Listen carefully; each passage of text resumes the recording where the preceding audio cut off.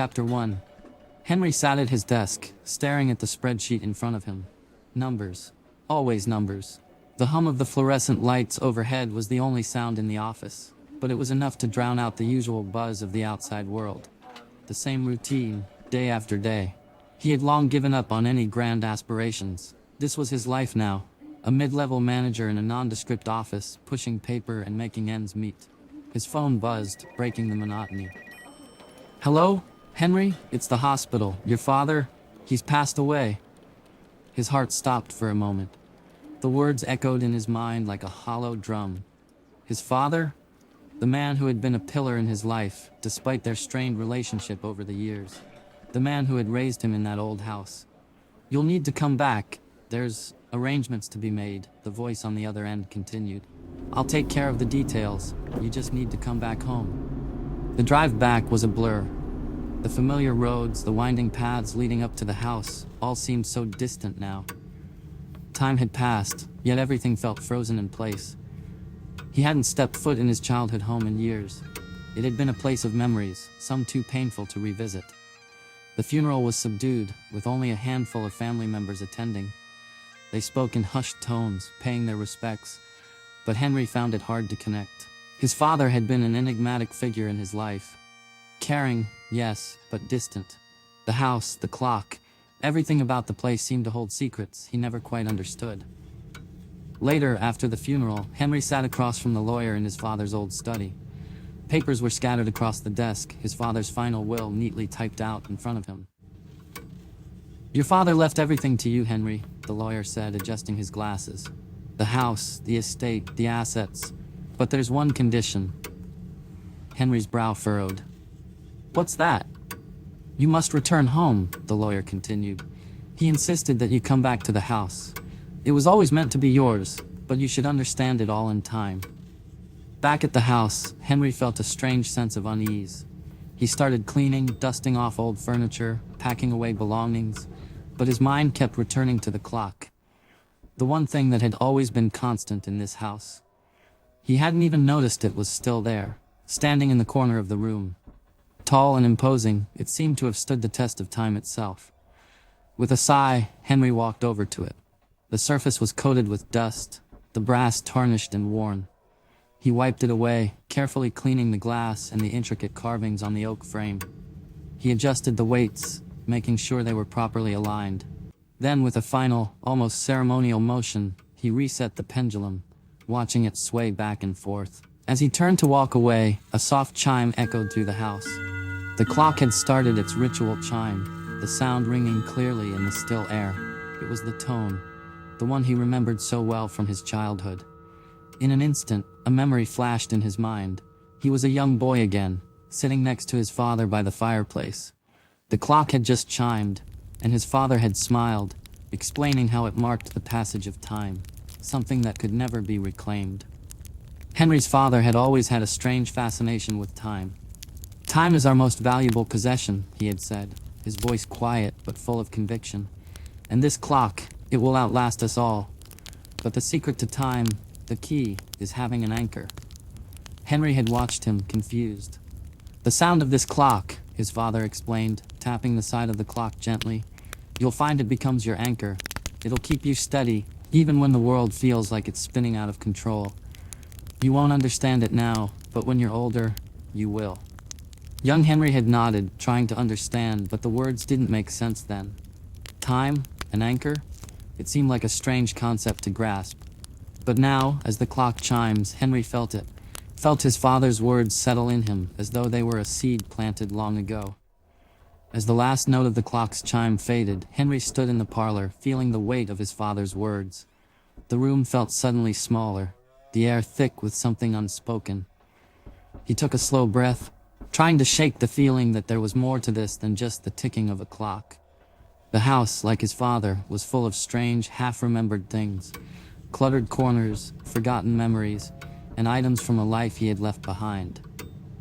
Henry began to move again, methodically, sweeping dust from the mantel and wiping away years of neglect. The house was as it had always been, yet there was something about it now, something different in the air. As he worked, he came across a stack of old papers tucked away in a drawer. They were brittle and yellowed, the handwriting faint but still legible. It was his father's sprawling, urgent notes about time, time itself, and the grandfather clock. Henry's fingers trembled slightly as he sifted through the pages. The clock is not just a timekeeper, one note read. It is a keeper of memories, of moments lost, of those who came before. It holds their stories, their fears, their hopes. Its ticking echoes through time, and if you listen closely, it can teach you. Another note read, "When you're ready, it will show you more." The clock's rhythm is the rhythm of our blood, our hearts, and our ancestors. It is not bound to this house, it was brought with us, across the ocean. Henry paused, his heart rate picking up. Brought across the ocean? What did his father mean? He turned the pages faster, searching for more. The next note explained further. Built in Scotland, it was forged by a clockmaker in the 1700s. It has stood through generations, passed down from father to son, from land to land. When our family left Scotland, it was one of the few things we brought with us. We carried it to America, and now it stands here, watching over us all. The clock has witnessed it all, Henry. It knows things we don't. Henry's breath caught in his throat. The clock was older than he'd imagined, its history stretching across centuries. It wasn't just an heirloom, it was a living testament to the family's legacy, a piece of history that had traveled through time with them. And somehow, it seemed that history had more to offer him than just the memories of a father he had lost. He moved slowly toward the clock again, his eyes scanning the details once more. The brass, the intricate woodwork, the gleaming face, each part seemed to hold a secret. Each tick seemed to echo louder now, as if the clock was calling out to him. With renewed curiosity, Henry bent down and examined the base of the clock. There, hidden beneath the brass plate, was an engraving, small, almost imperceptible, but there all the same. It read, "For Henry, from those who came before, may you remember what we have forgotten."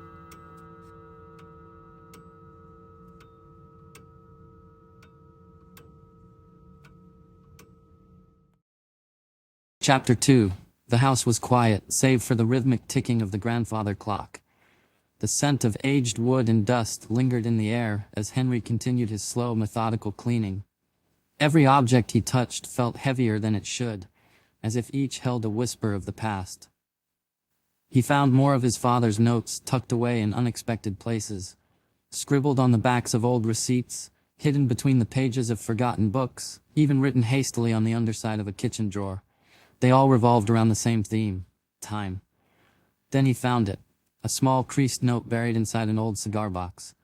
The handwriting was unmistakable, his father's. But what caught Henry's attention wasn't the writing itself. It was the date. July 17, 1998, 10:15 p.m. The moment he saw it, a shiver ran through him. He knew that date. It clawed at the edges of his memory. Familiar yet frustratingly elusive. He remembered being a kid that summer, running through the house, but what had happened that day? No matter how hard he tried, the details wouldn't come. His gaze drifted toward the grandfather clock, standing resolute in the corner. A strange thought took root in his mind. What if? Almost without thinking, he reached out and carefully adjusted the hands. The wood groaned under his touch as the gears inside shifted. He moved the weights carefully, aligning them precisely to the numbers scrawled on the note. Then, the clock chimed. A deep, resonant tone rang through the house, vibrating through the floorboards. The air grew thicker. The room itself seemed to breathe. Henry staggered back, his breath hitching as the world around him blurred. Everything shifted. The walls pulsed, like ink bleeding through paper. Shadows stretched and retracted. The grandfather clock stood impossibly still, its pendulum frozen mid-swing, yet time itself was moving. Then came the images. Faint at first, like watching an old film projected onto rippling water. His father appeared, standing in the doorway, but he was moving in reverse. His lips murmured words Henry couldn't understand, his face flickering between clarity and distortion. He walked backward through the house, his hands wringing together as though lost in thought. The world unraveled. A candle on the table melted upward, its wax reforming into a pristine cylinder. Raindrops outside the window rose back into the sky, like ink retreating into a pen. The dust he had wiped off surfaces moments ago slid back into place. Henry's stomach twisted. He wanted to speak, to call out, but his voice didn't work. He was an observer, trapped between moments. The lights flickered, the shadows danced. Then the scene shifted again. The house rewound around him, the furniture trembled, the dust lifted off surfaces as if inhaled by the air itself. The world felt inside out. Henry gasped, his fingers reaching for something to hold on to, but there was nothing.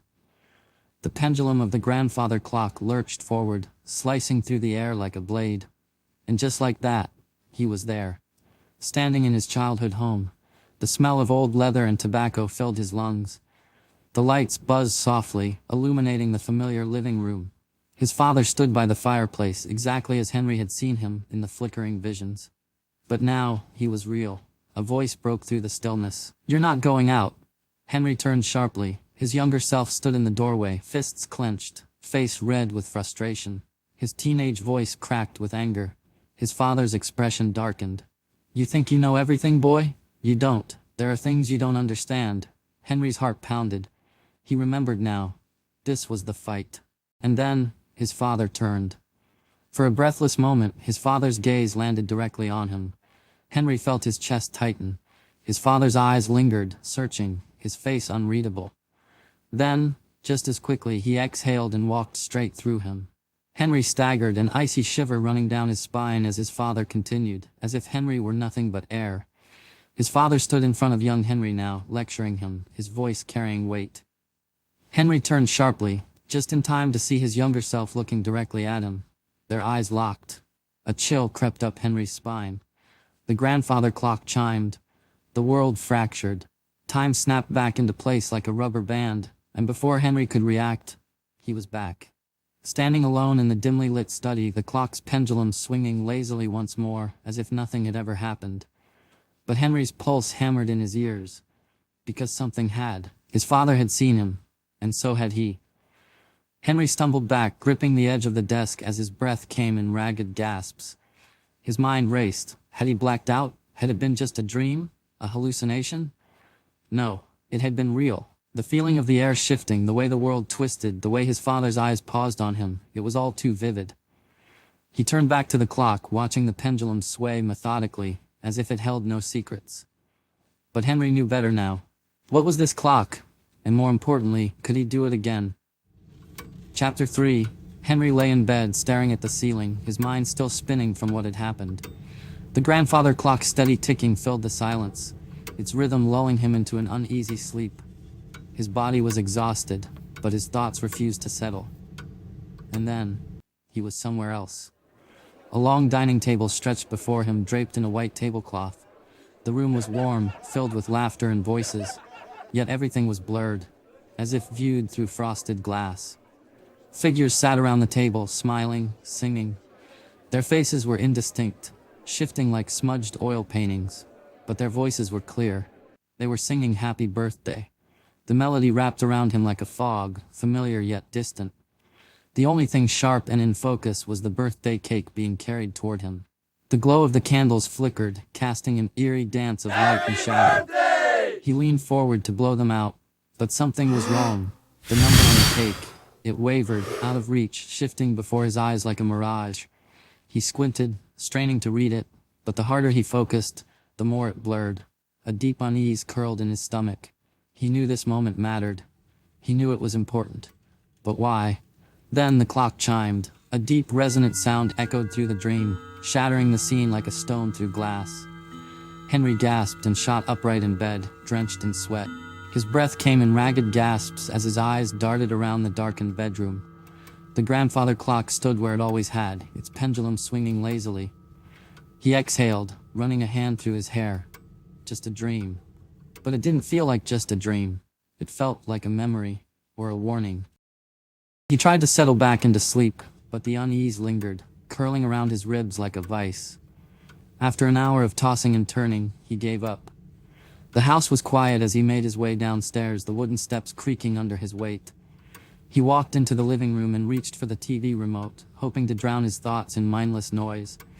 The screen flickered to life. The federal government is in turmoil as former President Trump. Henry sighed. He barely listened as news anchors spoke in somber tones about investigations, upheaval, and chaos. It all felt like white noise.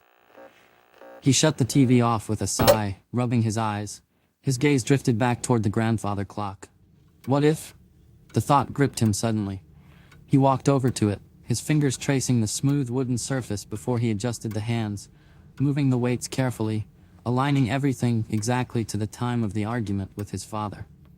And then, nothing. No shift, no blurring, no chime. The house remained still, the only sound the steady ticking of the clock. Henry frowned. He adjusted the time again. Still nothing. His stomach twisted. Had it all been in his head? Had he imagined it? His pulse quickened as doubt seeped into his bones. Maybe it was just some elaborate trick of the mind, stress, exhaustion, or worse. But then he remembered the other note, the one he had found earlier with another date scrawled on it. He hadn't paid it much attention before, too focused on the first one. But now, his heart pounded as he turned from the clock, rifling through drawers, searching. He had to find that note.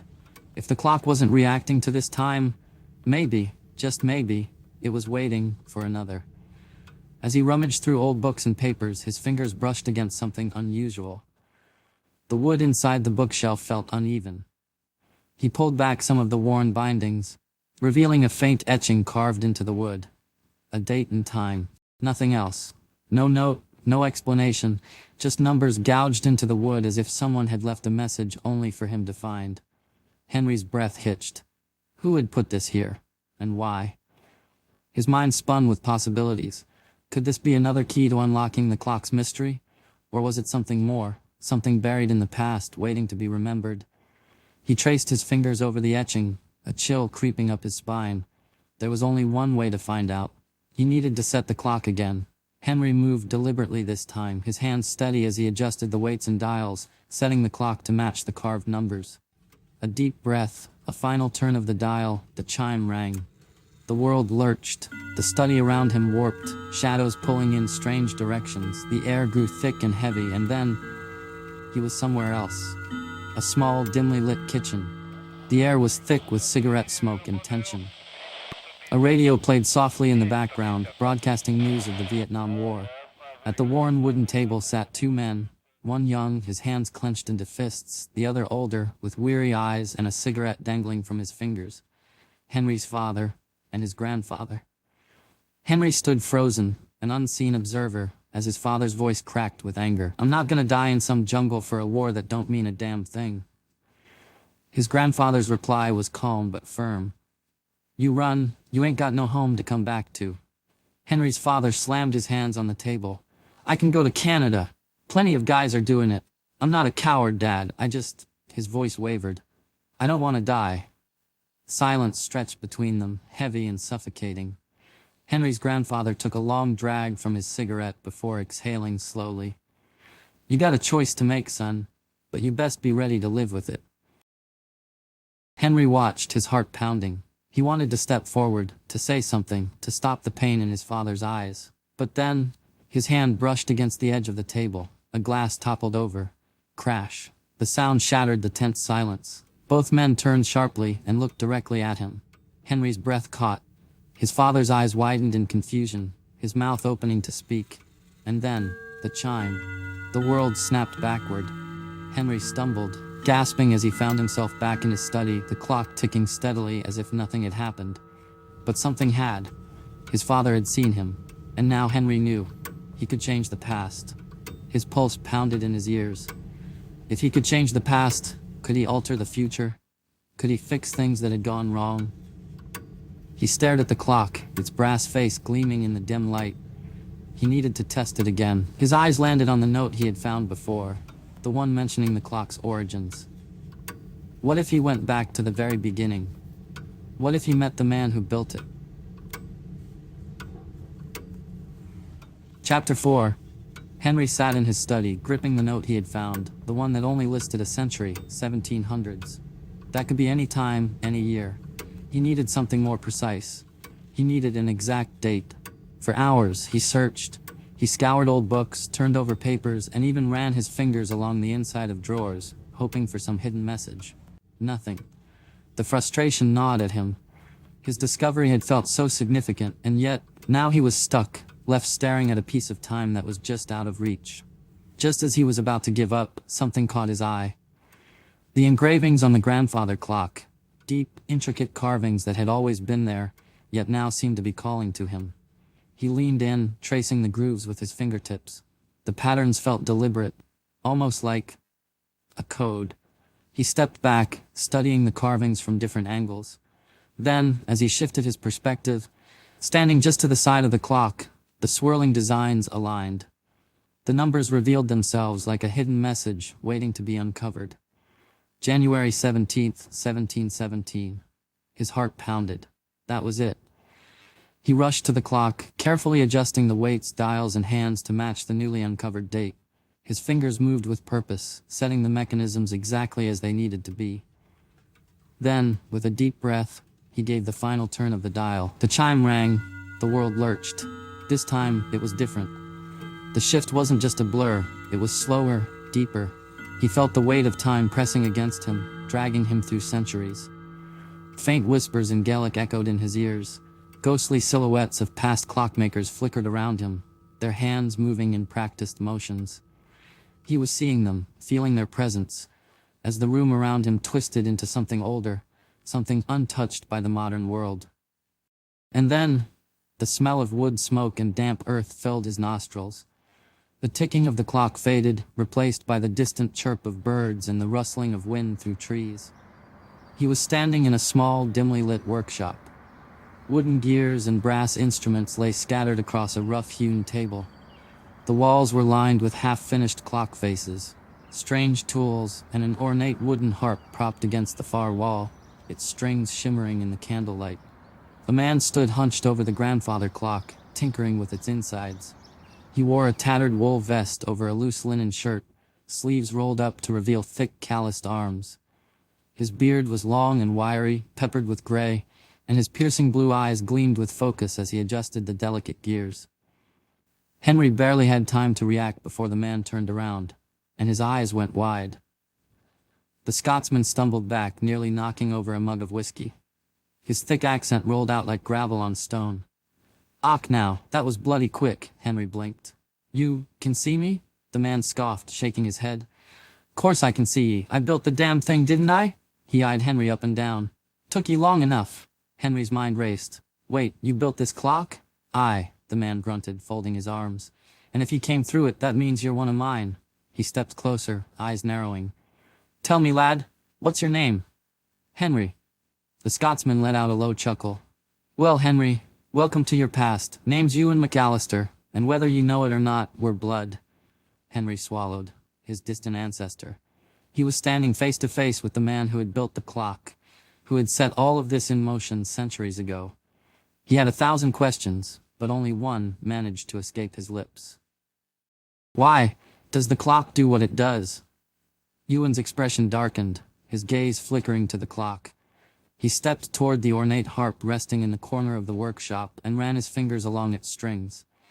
A single note thrummed through the room, carrying something ancient, powerful. "Because, lad, it ain't just a clock." He turned back to Henry, his voice lowering. "It's made from wood that never should have been cut, from a tree that belonged to the AOC, and its heart beats with something even older." Henry's breath caught. "The harp," Ewan nodded solemnly. "Aye, the strings of this harp, this sacred clarsach, are woven into the gears of the clock." He tapped his temple. "But it's more than just wood and string, lad. The tree it came from stood in the sacred groves of the Ouse Sea, untouched for centuries. A place where time didn't move like it does here. The Druids knew its power, the bards sang about it, and the AOC guarded it with their lives." His face hardened, and in 1717 men were coming to cut it down. Henry's stomach twisted. "You mean," Ewan nodded grimly, "the grove was to be cleared. They wanted more land for homes, for fields. My family, our family, were the keepers of that sacred place. But I knew we couldn't fight them outright, so I did the only thing I could." He gestured to the clock. "I tried to preserve its power in this." Henry stared at him, his mind spinning. His family had been the keepers of the grove. They had sworn to protect the Ouse Sea's land, and when the world threatened to erase it, his ancestor had built a way to keep it alive. Henry took a deep breath, then asked, "Tell me more about the Ouse Sea and the harp." Ewan studied him for a long moment before nodding. He gestured to the Clarsac. The Alsi are the folk of the hills, the keepers of secrets older than time itself. Some call them fairies, but they ain't the fluttering kind you hear about in English tales. There's something else, something ancient. The land bends to them, and time belongs to them. He plucked a string, and the note resonated deep in Henry's bones. The Clarsac was no ordinary harp. It was played by their bards, woven with enchantments that could slow time, speed it up, or even suspend it entirely. That's why I built the clock the way I did. It's a piece of that magic, held together with mortal hands. Ewan's voice softened. But magic like this always has a cost. The Alsi didn't just let us take from them. I made a bargain, Henry. A dangerous one. Henry's pulse quickened. What kind of bargain? Ewan looked toward the clock, his eyes shadowed. One that might still be in effect.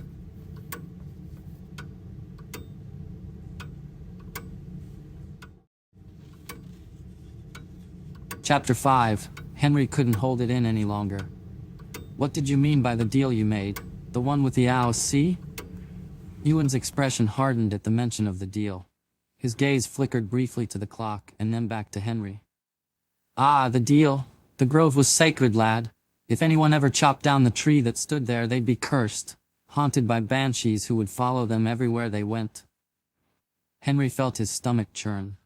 To think that an ancient tree could wield such power was almost incomprehensible, but his curiosity couldn't be stilled. A curse? Ewan nodded gravely, his voice dropping lower.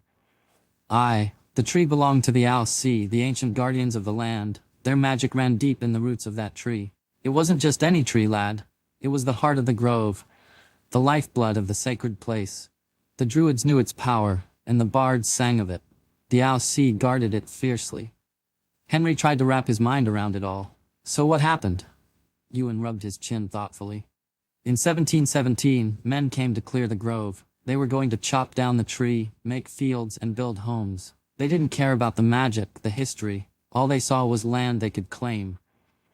His eyes darkened, and he gave a sharp, regretful sigh. So, I made a bargain with the Alsi. Henry felt a chill run down his spine. What kind of bargain? Ewan's gaze flickered to the clock, then back to Henry, his expression grim. I promised to protect the tree and pass the relics down through the family to safeguard it. But, if anyone tried to alter the course of history, if anyone meddled with the timeline, then they'd inherit the curse. The Banshees would come, and they'd never leave. Henry's blood ran cold. Alter the timeline? You mean, if I change things? Before Ewan could respond, the door creaked open, and a tall, fiery redhead with piercing blue eyes stepped in. Her skin, pale as marble, gleamed faintly in the dim light of the room. Ewan McAllister, she called out, her deep Scottish accent thick with irritation. I told you to get the bloody wool off the sheep hours ago. Now you're sitting here, chatting about time-traveling clocks, and the sheep are still waiting for their scalps. What are you thinking? Ewan grinned, standing up straight. Ah, here she is. Meet your well at least one of your grandmothers, Henry. Henry's mouth went dry. Grandmother? He glanced from Ewan to the woman. She didn't look much older than Ewan. Aye, this is Fiona, Ewan said with pride. The fire that keeps the family moving. Fiona didn't skip a beat. She marched over to Henry and eyed him up and down. So, you're the one who came from the future, eh? Thought you'd be taller? Never mind. Can you help me with this wool mess? Or are you too busy time-traveling? Henry blinked, caught off guard. Ah, well, I was just listening to the story, he stammered. And I was hoping for dinner, actually. Fiona narrowed her eyes and crossed her arms. Aye, well, you can wait. But if you're here, you're getting real food, not that pale nonsense you're used to. We eat like real Scots, lad. None of that ketchup and chips. She turned to the hearth and pulled a large pot from the fire. Tonight's feast, haggis, neeps, and tatties. And if you want some, you better be ready to eat it without complaining. Don't care where you're from. Henry's stomach twisted at the thought of haggis. He knew from the moment she said it, that his modern palate was in for a shock. He mustered up a tight smile. Oh, I'm sure it'll be great. He tried not to imagine the black pudding and mashed turnips already working their way into his mind. As they sat down to eat, Fiona glanced sideways at Henry. So lad, what's it like time traveling? You look out of place. Henry opened his mouth, ready to answer, but Ewan beat him to it. Aye, lad, you're out of time, that's for sure. You've seen more than you should, and now you're stuck here with us for the night. Henry smiled weakly. I think I'd rather be stuck here than go back to my time, honestly. Fiona slid a bowl of haggis toward him with a smirk. Well then, welcome to the real world. Ewan, Fiona suddenly snapped, her voice cutting through the air. Are you ever gonna finish putting the tools away? You've left your bloody hammer in the most ridiculous places again. Last time it was in the chicken coop and now it's in the haystack. Ewan waved his hand dismissively. Aye, I'll get to it, woman. I put them where they'll be needed in time. Fiona raised an eyebrow. Aye, and then forgets where they are, don't ye? Ah, but when the moment comes, I always find them, don't I? Ewan retorted, grinning. Fiona muttered under her breath as she went to the cupboard, slamming the door shut.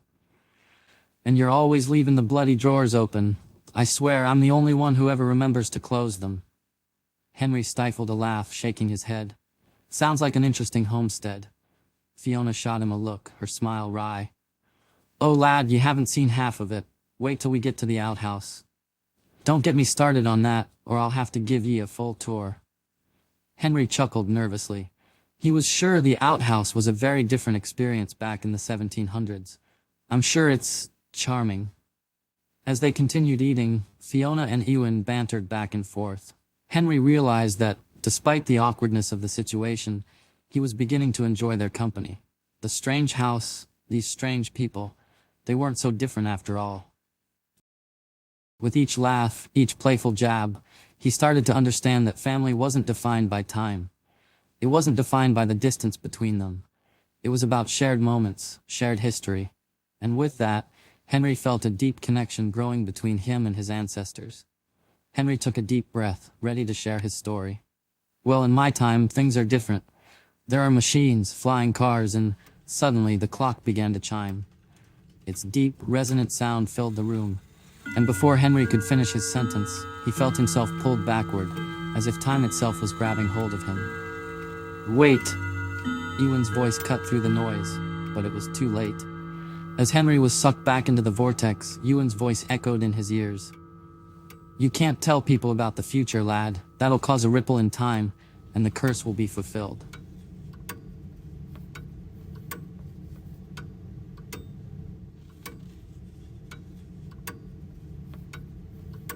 Chapter 6. Henry was back in his childhood home, the familiar creaks and groans of the house echoing through the air.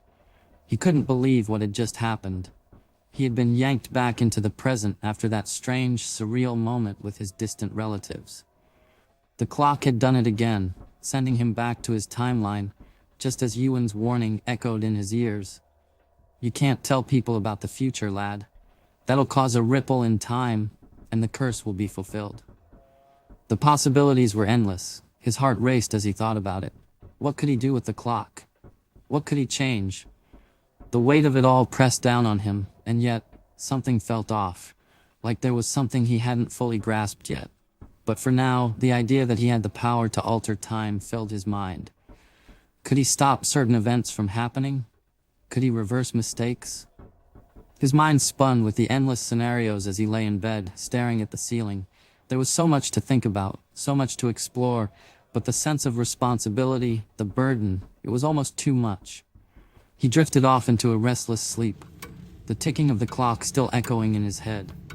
The night felt cold as Henry found himself lying in bed again, this time not in his childhood home, but somewhere else. Somewhere. Blurred. He couldn't make out the surroundings, but he could feel the familiar sense of being in his own bed. His body was completely still. He couldn't move his arms, his legs, not even his fingers. It was like sleep paralysis, but worse. He couldn't speak either. Only lay there, helpless, aware, but unable to do anything. A presence lingered by his side. Someone was there, reading softly. Henry tried to focus, to see who it was, but the blur of the dream only deepened. All he could do was hear the rustling of pages. The more he strained against the stillness of his body, the more that dark, unsettling feeling crept up his spine. Something wasn't right. Then, the air grew heavier. He could feel the weight of it, pressing on him like a thick fog. He wasn't alone anymore. There was something No, someone else in the room with him. The hairs on the back of his neck stood on end as the feeling of something dark and evil washed over him. His heartbeat quickened, and he felt a cold sweat form on his brow. He tried to scream, tried to move, but it was like his body betrayed him. No matter how hard he tried, nothing would happen. He could only lay there, terrified, paralyzed. The darkness in the room grew, and then, from the corner of his eye, he saw it. A dark shadow figure, looming at the foot of his bed. It stood still, watching him. Henry could hear the soft, raspy breaths coming from it, deep, slow, and demonic. It was so close, just inches from him, but he couldn't move, couldn't cry out. His heart raced in his chest, pounding in his ears as the air became thicker. Then, in a swift motion, the shadow figure reached out and grabbed both of his ankles. The cold touch sent an icy shock up his legs. The grip was firm, pulling him toward the edge of the bed. Henry tried to fight back, but it was no use. The shadow pulled harder, dragging him. He could feel his body, his very soul, being ripped away from the comfort of the bed. His stomach churned with fear, but his body was still locked in place. It was as if time itself had stopped. He couldn't move, couldn't even breathe properly. Just as the figure was about to pull him over the edge of the bed, the grip released, and Henry was shot awake with a gasp. He was back in his present-day bed, his chest heaving, his body drenched in sweat. Henry lay still in bed, the remnants of the dream lingering in his mind like a fog he couldn't clear. His heart still raced, but the room was quiet now. No shadows loomed, no cold breath haunted him. He felt the weight of the strange paralysis lift as he rubbed his face, trying to make sense of it. He had experienced sleep paralysis before, but this time, it had been different. This time, he hadn't been in the same room he was used to. It was as if he had been somewhere completely foreign, a place that didn't belong to any of his memories. He rubbed his temples, trying to focus. That's when his mind wandered back to the clock. The power it held, the chimes that guided him through time. But what if there was more to it? What if the clock didn't need to rely on the dates marked by its chimes? What if he could bend the clock's power to his will? He sat up in bed, his thoughts swirling around like a whirlwind. What if I could travel back further? He thought about what Ewan had said. The clock was made from the sacred tree, the one his ancestors had vowed to protect. What if he could travel to a time before the tree was cut down, before the grove was threatened? Henry swung his legs over the side of the bed and stood up, his mind racing. He glanced at the clock on the wall. It seemed so innocent, just sitting there, its brass face gleaming in the dim light of his childhood home. But he knew it was anything but ordinary. It was a key to unlocking the past, and maybe even shaping it. He walked over to the clock, his fingers tracing the cool metal. He thought about the weights, how they shifted and clicked when he adjusted them. What if there was more to it than just time? What if the weights could be adjusted to control how far back he could go? Henry's mind was already racing with possibilities. If the clock had been designed to take him to a specific point in time, perhaps he could alter it to give him more control. But how? What could he change? He picked up the clock's weights, examining them. Maybe I can add more weight, he thought. He looked at the intricate mechanism of the clock, pondering how much more it could take before it malfunctioned. He didn't care. He needed answers. He began to adjust the weights, carefully adding one more, then two. He adjusted the dials with precision, each turn feeling like he was unlocking something deeper within the machine. He held his breath as he made the final adjustment.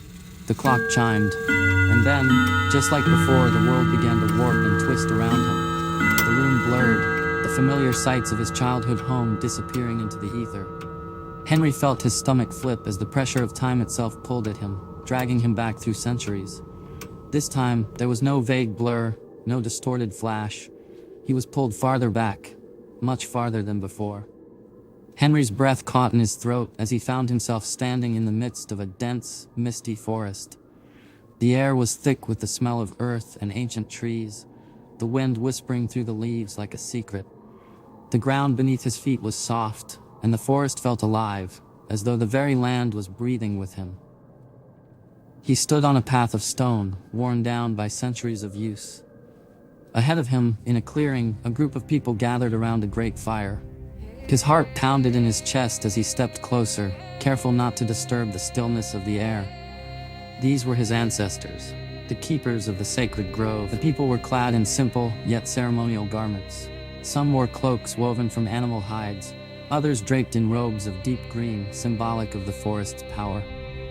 In the center of the gathering stood a tall figure, one who seemed to radiate an ancient power, his hands raised toward the heavens. He was leading a ritual, chanting words Henry couldn't understand, his voice resonating through the trees. The fire crackled, throwing shadows across their faces. Around the fire, the people moved in sync, performing a dance, one that was both primal and spiritual, connected to the earth beneath them and the sky above. Henry stood frozen, feeling the weight of the moment. He was witnessing something sacred.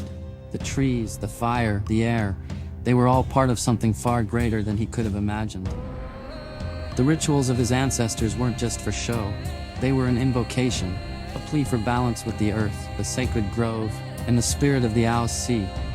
The druidic chants were meant to protect, to guide, and to honor the powerful forces that lived in these woods. The sound of a flute echoed through the trees, its melody haunting and beautiful. A woman stepped forward, her face illuminated by the firelight, her eyes distant and wise.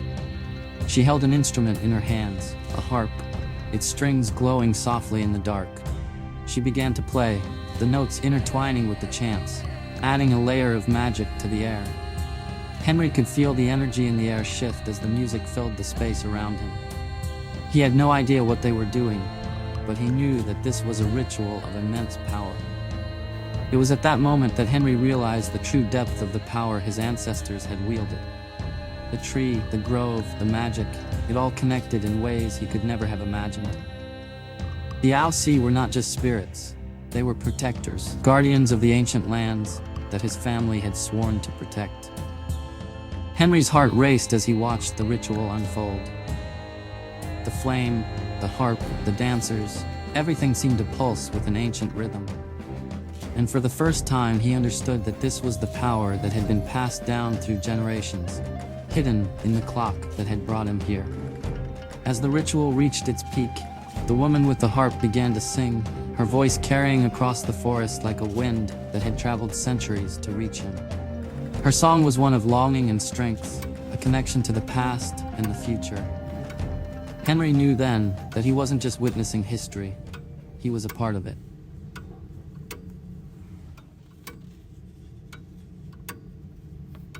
Chapter 7. As the first note of the druid's song left her lips, the air itself seemed to hum in response. It was a melody both ethereal and ancient, a sound that had existed long before language itself. The flames of the great fire flickered unnaturally, caught between the realms of the living and the divine. The trees surrounding the grove swayed as if leaning in to listen, their leaves whispering in time with the haunting tune. Then, the earth trembled. From within the massive sacred tree at the heart of the grove, two figures began to take shape. Emerging like shadows from the bark, two banshees drifted forth, their spectral forms half woven from mist and moonlight. Their hollow eyes held centuries of sorrow, their translucent mouths parting to join in harmony with the druid, their voices layered with hers, resonating through the forest like a chorus of forgotten spirits. Time did not stop entirely, but it bent, the world slowing, as if holding its breath. The song's resonance rippled outward, and the very sand at Henry's feet began to move. At first, it was subtle, like wind teasing the grains, but soon the sand lifted, swirling and forming figures, people, shaped from the earth itself. The story of Henry's ancestors unfolded before him. The first figures formed a great gathering, men and women standing before the keepers of the grove, their heads bowed in reverence. The sand shifted, reshaping into the towering form of an Owl Sea elder, his hands outstretched as he bestowed a relic upon Henry's forefathers. Their vow to protect the sacred grove was clear, even without words. The sand continued its dance, molding into battles fought, sacrifices made, blood spilled in the name of preservation. Henry stood transfixed, watching the entirety of his lineage play out before him. He saw a young warrior strike down an enemy threatening the land. He saw a mother whispering prayers to the trees as she hid her child from invaders. He saw a man, who bore an uncanny resemblance to himself, placing his hand upon the tree and speaking solemn words Henry could not yet understand. The Banshees' voices wove through the melody, their lament carrying a deep sadness, a warning wrapped in beauty. And then, something changed. The sand whirled faster, reshaping one last time. This time, the figures were unclear, the shapes distorted, flickering between past, present, and future. The harmony of the Banshees' voices wavered, the melody fraying like a thread coming undone. Something was wrong.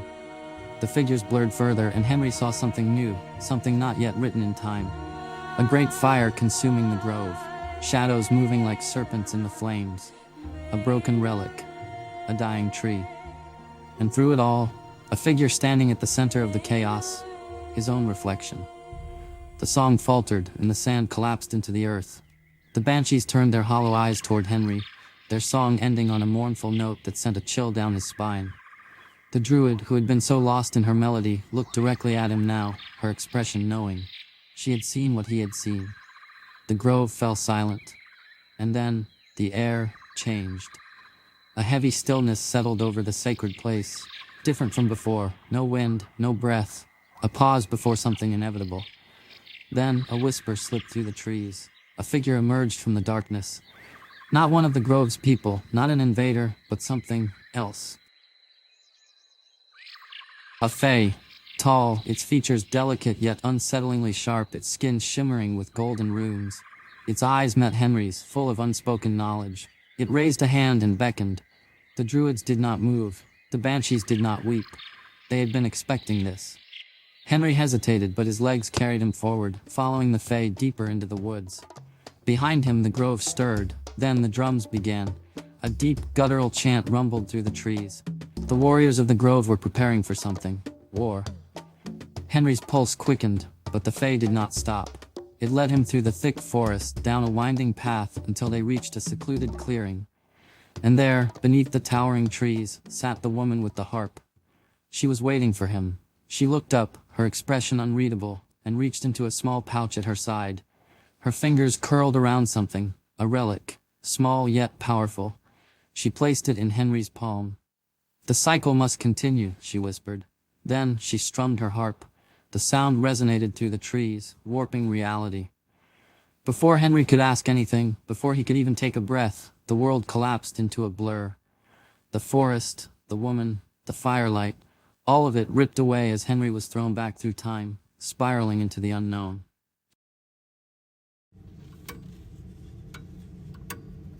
Chapter 8. Henry was back in his present time, the familiar weight of reality pressing down on him. He staggered slightly, gripping the edges of a nearby table as his mind adjusted. The last journey had been unlike anything before. The fae, the druids, the sand-weaving stories of his ancestors. It was almost too much. But something about this return felt different.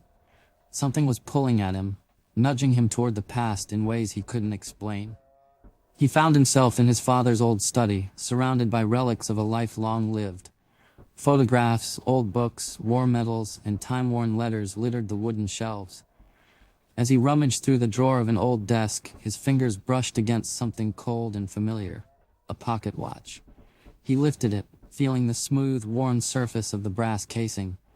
It had belonged to his father, passed down through generations. But as he examined it, strange feelings settled over him.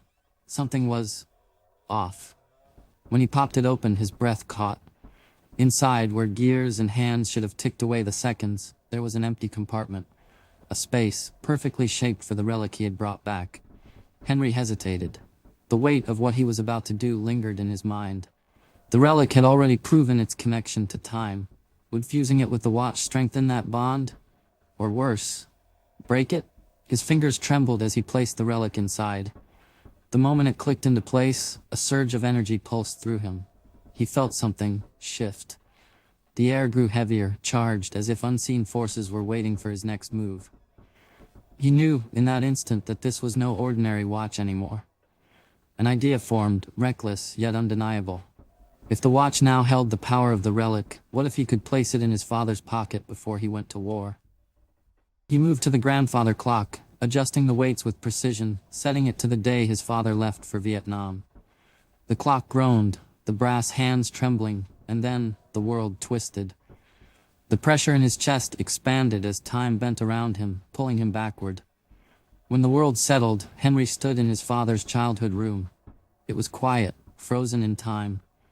Sunlight filtered through dust-moted air, casting a golden glow over the small space. The bed was neatly made, and atop it lay his father's uniform, crisp and pressed, ready for deployment. Henry swallowed hard, stepping closer. The weight of war hung over the room. He could almost feel his father's presence, the heavy burden of duty lingering in the air. For a long moment, Henry just stood there, staring at the uniform. The fabric held more than just thread. It carried choices, sacrifices, and a fate that Henry wasn't sure should be changed. Carefully, he reached into his pocket and pulled out the watch. His father had always carried this with him, a small comfort in the chaos of war. But this time, it would be different. This time, it would be more. With one last glance at the room, Henry leaned forward and slipped the watch into the pocket of the uniform's jacket. The moment he did, the clock's pull returned, yanking him back. Henry gasped as he landed back in the present, the familiar walls of his home surrounding him once more. He stumbled slightly, his mind reeling from the journey. Without hesitation, he rushed to the desk, flinging open the drawer where he had found the pocket watch. It was there, exactly where he had left it. But something was different. He slowly picked it up, flipping it open, and there, embedded within the aged brass, was the relic. A cold realization settled over him. He had placed this watch in the past, given it to his father before deployment. And yet, here it was, unchanged, still containing the relic. It was impossible. It was a paradox. Henry ran a hand through his hair, the weight of what he had done crashing down on him. He had altered time in a way that shouldn't have been possible. The relic had remained. The watch had carried it through history, untouched by time itself. His pulse pounded in his ears. What did this mean? What else had changed? What else had he unknowingly rewritten? The thoughts swirled in his mind, overwhelming him, when suddenly, the watch pulsed. His grip tightened involuntarily, and before he could react, the world warped again. Heat, chaos. The thick scent of gunpowder and jungle rot filled Henry's nose before his feet even hit the ground. Vietnam. Explosions rattled the earth, the screams of men, the rapid fire of rifles, the shouts of orders. It was pure chaos. Henry gasped, stumbling into the mud as soldiers rushed past him, faces locked in fear and determination. Then, he saw him, his father. Younger, battered, covered in sweat and dirt, crawling for cover. Henry took a step forward, his breath catching. This wasn't just an image, this was real. Then a shot rang out. His father jerked, collapsing onto the ground. No, Henry choked out, his feet moving before his mind could catch up. Bullets whizzed past as he sprinted toward the fallen soldier. He barely registered the chaos around him. All he could see was his father, bleeding into the earth, struggling to stay conscious. Henry dropped to his knees, grabbing his father under the arms. "Come on, Dad, stay with me," he whispered, hoisting him up. The weight was heavier than he expected, but adrenaline drove him forward. The battlefield blurred around him. He didn't think, he just moved. Step by step, carrying his father toward safety. And then, a wail. A bone-chilling, unnatural sound that cut through the noise of war. Henry froze. Then, the gunfire stopped. Not because the battle had ended, but because something else had arrived. A chilling, unnatural wail echoed through the jungle, sending shivers down Henry's spine. The temperature dropped, the heat of war replaced with an unnatural cold. The jungle fell silent. Then, from the shadows they came. Banshees, twisting figures of mist and sorrow, their hollow eyes fixated on him. Not his father, him. Their mouths opened in unison, unleashing a wail so bone-shattering that Henry fell to his knees, his father's weight sagging in his arms. He looked up in horror. They knew what he had done. He had changed fate, and now they were here to set it right. As Henry clutched his father, reality flickered. His father's eyes locked onto him, searching his face with something beyond pain, something like recognition. "Henry," his father whispered. Henry froze. "What?" His father's face twisted in confusion, as if seeing a ghost. Then he coughed, blood trickling from his lips. "I never got his name," his father rasped, his vision dimming. "The man who saved my life." Henry's chest constricted. "No, I'll name my son after him." Henry's breath hitched as his father slipped into unconsciousness. The loop was complete. His father had named him Henry because he had saved him. It had always been written into history. He had been caught in a paradox, one that had now locked him into the past, and the Banshees would not let him go.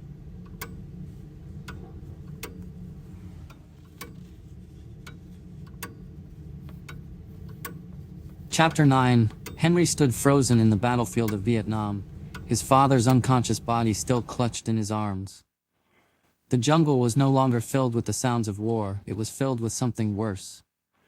The Banshees wailed, their ghostly forms twisting through the smoke and trees, closing in on him. Their hollow eyes burned with judgment. His breath hitched. This is what the sand had warned me about. I wasn't supposed to save him. The grove had shown him everything, and he had ignored its warning. By altering history, he had damned himself. The Banshees weren't just coming for him, they were here to collect their debt. Panicked, he fumbled for the pocket watch, flipping it open with trembling fingers. He twisted the dials, desperate to return to the present, to undo what he had done. The Banshees shrieked, reaching out with clawed hands. Then, time shattered. A deafening crack split the air, not of gunfire, but of reality itself fracturing.